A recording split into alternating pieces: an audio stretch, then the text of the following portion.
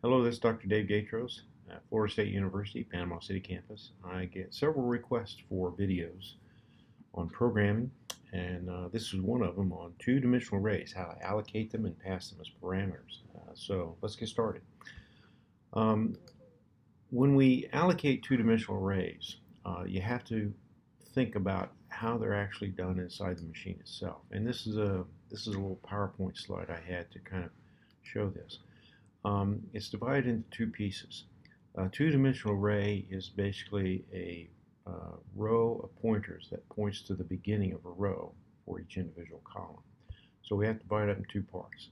The first thing we're going to do is we're going to allocate this column right here that says this is each individual row, and it will have a pointer in it that points to the beginning of each row itself. So let's look at that, and we'll come back and look at this again. It'll make a little bit more sense. Well, the first thing we're going to do is we're going to declare our array. We're going to say we're going to use integers, and it doesn't matter what it is. It could be integers, characters, floating point numbers. The secret is this, okay, the two asterisks. Think of it like this. The first asterisk is for the row, the second one's for the column. Then we're going to say, we're going to give it a name. Now, what I want to do is I want to show you how to actually pass this back as a return value from a function, which is kind of handy to know how to do. So we really want it to look like this. We want to say array is equal to, and we're going to have a routine called allocate, that we're going to pass in the maximum size of the row and column, and we're going to allocate the space and return that back and give those pointers to the array. Well, let's go ahead and write that prototype. The prototype looks like this. So we're going to return an integer, two asterisks, the row and column, allocate, and we're going to pass in a constant integer for a row and a constant integer for a column. We keep them constant because we don't like to change them. Let me copy that. That's our prototype, and put it down here. I could have written the code up there, but this is just a good habit I get into in writing code. Now here is the allocate. The very first thing I do is I declare an internal array, but I put static in front of it. And I put static in front of it because whenever I allocate this space, I want it to remain valid. And if I don't put static in front of it, it might go away because it's just a temporary location. So I put static in front of it. Okay. Now I'm going to say array is equal to new int asterisk of the row value. Okay, and what is this saying is declare a row, declare an array of pointers. So that's what that asterisk means, a row of pointers that points to integers, or the beginning of integers. All right, so that does it. Now I want to allocate the row itself. So I use a for loop for that.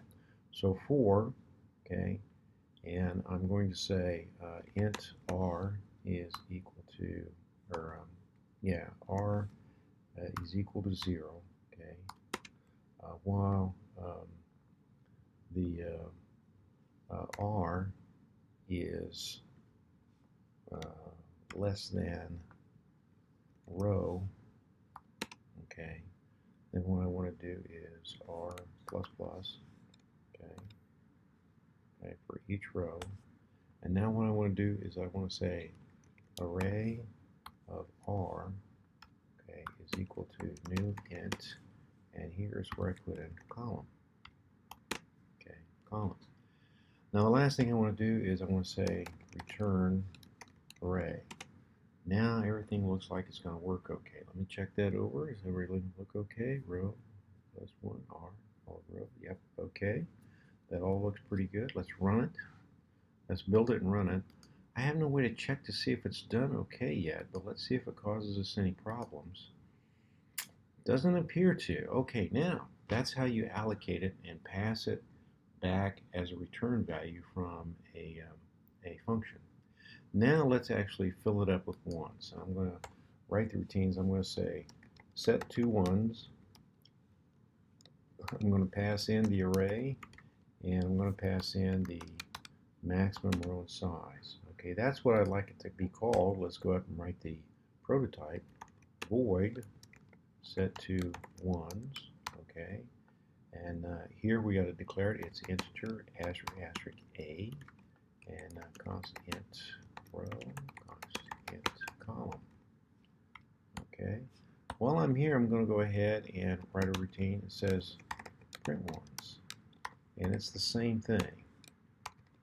A, constant int row, constant int columns.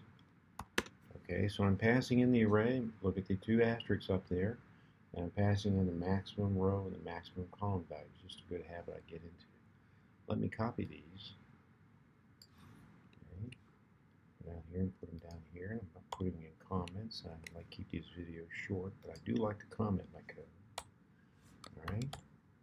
Put in that. Okay. Now, set to ones, all I want to do is I want to go through and set every value to 1 just to fill the in array, just to show I can print it out and see what it looks like. For int r is equal to 0, while r is less than the row value, r plus plus. Okay, now I want to do one for columns. Int c is equal to 0, while c is less than columns. Okay, C++, and here I just say A, R, and C is equal to 1. Alright, so that should fill it out. Okay, let me go up here and I got set to ones. Alright, and print ones, array, 10, 10. Alright, let me build this. I don't like to write too much code unless I at least build it and run it. I want to see if it causes me errors. That looks okay. Now this is the real test. If this prints out okay, I should be fine. Alright, so let's do this. We're going to do the same thing up here. In fact, it's so similar, I'm going to copy it. I'm going to copy it, and I'll put it right here. Now I'll make some changes. The changes I'm going to make is I want to print out an in the line character after every row. So I'm going to make sure I put that in there. So instead of assigning one values, what I want to do is I want to print it out. So I'll say cout, set width of 2, so I'll give 2 spaces for each number. That should be plenty. And then after that row, after that column is finished, I want to say cout. And to just do an end-of-line character after each row, so it looks like it's a square matrix.